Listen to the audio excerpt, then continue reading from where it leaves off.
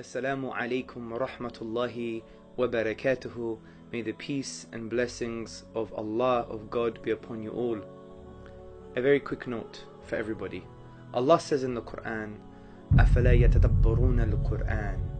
Do they not reflect upon the Quran, or are there locks on their hearts?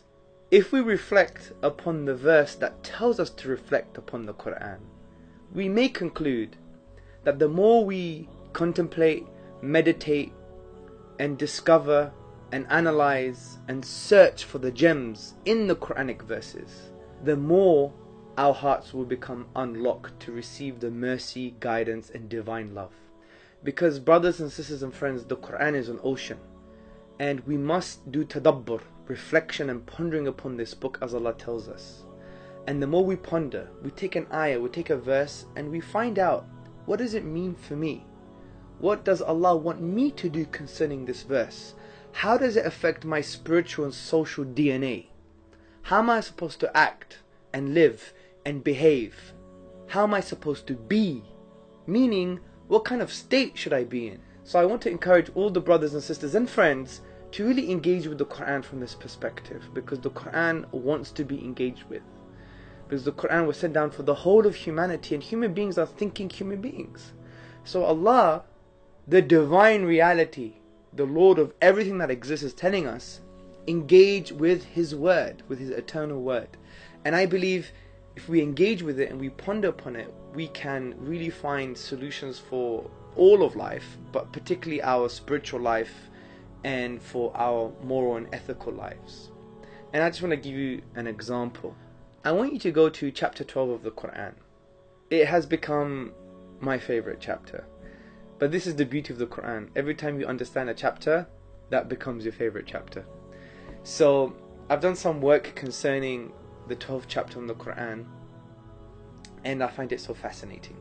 Even Allah, God says, is the greatest story.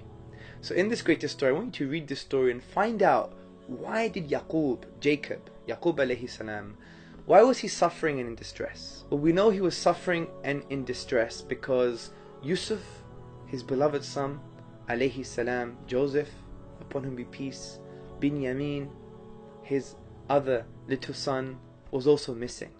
And he was in distress, where he says in the chapter 12 verse 86, I only complain of my suffering and grief to Allah, and I know from Allah that which you do not know.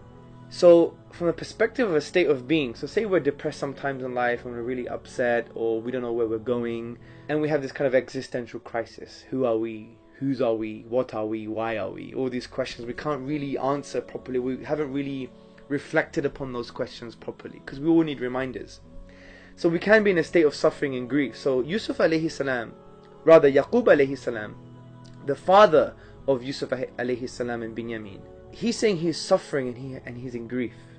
But look at his solution, or look what he does. And he says, I only complain of my suffering and grief to Allah. That's number one. When we go to the next verse, verse 87, he now advises his sons, because he had another 10 sons, to go and find out about Joseph and Binyamin, his brother.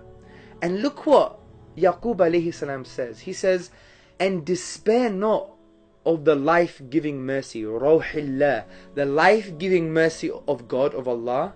For indeed, the one who despairs of the life-giving mercy of God is the one who actively rejects the truth.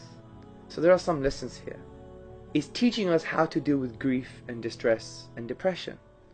Because Yaqub alayhi salam, Jacob, upon whom be peace, he wasn't the one in genuine distress and grief because he loved Joseph so much, he loved Binyamin so much, and he was really, really, really distressed. But look what he does. He says, I complain only to Allah. So that's the first point of call when you're distressed and you're in grief. Complain to Allah. The second piece of advice, which is quite significant, is in the advice he gives to his sons. And he says, and despair not of the life-giving mercy of Allah, for whoever despairs of His mercy is the one who is in an active state of disbelief, who rejects the truth.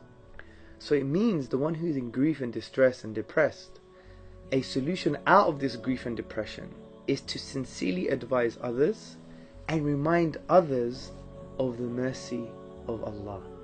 Yaqub alayhi salam was the one in distress and grief, but he advised his sons sincerely, and he told them about Allah's mercy, His compassion, His love. So the way to get out of this grief and distress is actually to do that. Advise others sincerely and remind them of the mercy of Allah. And it's no wonder many of the counselors or psychotherapists, they were actually depressed and they got into the job just to help themselves, because advising others actually helps you. So keep on reflecting upon the Quran, brothers and sisters. And if you do feel a bit distressed, a bit in grief, rely on Allah, refer to Allah, complain to Allah alone, because He's the only one who can change the situation. Number 2, sincerely advise others. Number 3, remind others sincerely of the life-giving mercy of your Lord, Allah subhanahu wa ta'ala.